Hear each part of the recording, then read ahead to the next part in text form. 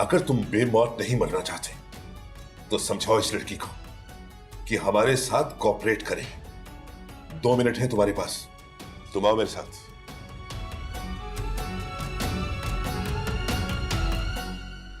क्या हो गया मरियम, तुम क्यों नहीं दे रही हो तुम अपने घर का नंबर? तुम्हें नहीं पता, अगर अप्पू को पता चल गया ना कि मैं थाने में हूँ तो वो मर जाएंगे। और मरियम, अगर तुमने नंबर नहीं दिया तो इंस्पेक्टर साहब चिंता देंगे। क्या चाहती हो? मैं घर से दरबदर हो चुका हूँ, दुनिया से भी चला जाऊं। प्लीज प्लीज, जो इंस्पेक्टर साहब कह रहे हैं वो कर दो, दे दो उन्हें नंबर।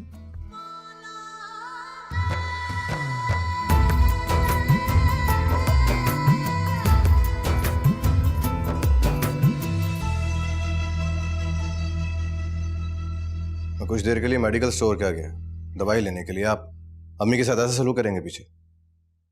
ब्लड प्रेशर हाई हो गया था यार, पता नहीं चल रहा था क्या कह रहा हूँ क्या कर रहा हूँ।